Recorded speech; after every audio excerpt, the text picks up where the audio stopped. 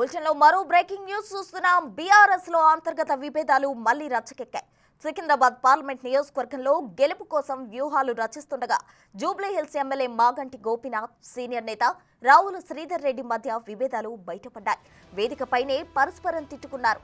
ఆ రోజు తలసాని శ్రీనివాస్ యాదవ్ వంటి వాళ్లు సర్ది చెప్పారు. కానీ ఇవాళ మరోసారి గ్యాప్ బయటపడింది.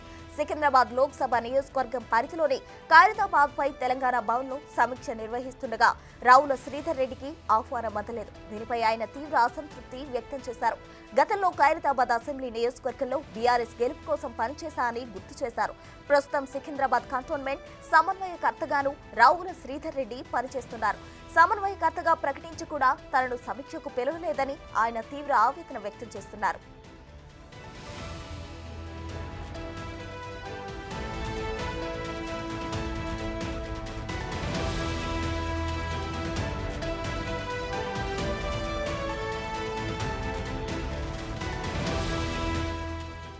మరిన్ని వివరాలు మా ప్రతినిధి సైదులను అడిగి తెలుసుకుందాం. సైదులు చెప్పండి.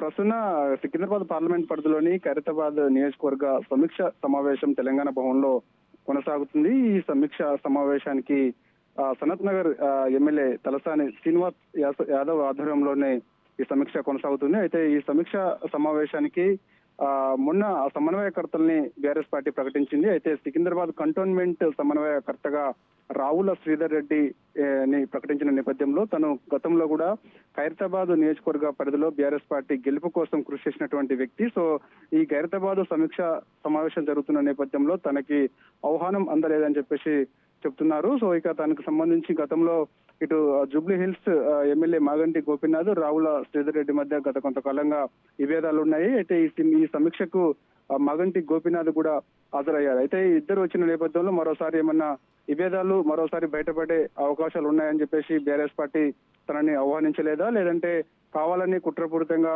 తనకి ఆహ్వానం అందకుండా ఈ సమీక్ష కొనసాగుతుందా అనేది కూడా తనను ఫోన్ లో సంప్రదించగా తను కావాలనే కొందరు నేతలు నన్ను ఈ సమీక్షకి ఆహ్వానించలేదని చెప్పేసి తను చెప్తున్న పరిస్థితి కనిపిస్తుంది. సో ఏదైనప్పటికీ కూడా బీఆర్ఎస్ పార్టీలోకి సంబంధించి ఇక కొంత అసంతృప్తుల లొల్లి ఇంకా కొనసాగుతుందని చెప్పవచ్చు. కొందరు నేతల మధ్య సమన్వయం లేదని చెప్పేసి మొదటి నుంచి కూడా ఇటు బీఆర్ఎస్ పార్టీకి చెందినటువంటి నేతలు కొంతమంది ఉన్నప్పటికీ కూడా అది ఇంకా కాస్త ఎక్కువగానే కనిపిస్తుందని చెప్పవచ్చు. ఎందుకంటే సికింద్రాబాద్ పార్లమెంట్ పరిధిలో ఉన్నటువంటి కొందరు నేతలు ఇప్పటికే చాలా మంది కార్పొరేటర్లు అందరూ కూడా రేపో మాపో కాంగ్రెస్ గూటికి చేరతారని చెప్పేసి పెద్ద ఎత్తున వాస్తవిస్తున్న నేపథ్యంలో ఇక సమన్వయకర్తగా నియమించినటువంటి రావుల శ్రీధర్ రెడ్డిని ఈ సమీక్షకు పిలవకపోవడంపై తను కూడా అసంతృప్తిగా ఉన్నారు. సో మొదటి నుంచి కూడా తను పార్టీలో క్రియాశీలకంగా పనిచేశానని, ఖైరతాబాద్ ఎమ్మెల్యే అప్పుడు దానం నాగేందర్ గెలుపు కోసం తను ఎంతో కృషి చేశానని చెప్పేసి కావాలని కొందరు నేతలు నన్ను కక్షగట్టి నాపై దుష్ప్రచారం చేస్తున్నారు, నాపై అనవసరంగా గొడవలు చేసి రాదంతం సృష్టిస్తున్నారని చెప్పేసి కూడా తను చెప్తున్నారు. అంటే మొన్న జరిగినటువంటి సికింద్రాబాద్ పార్లమెంట్ సమీక్షలో కూడా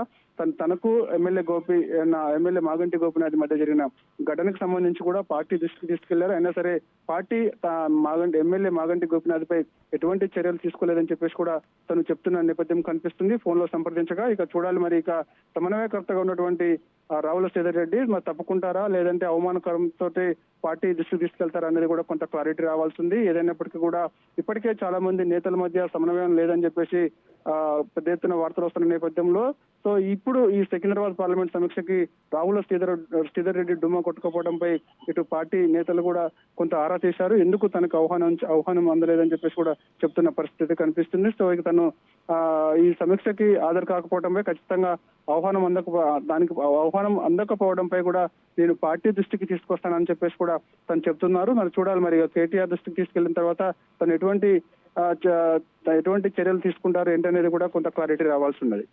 రైట్ సైదులు, థాంక్యూ.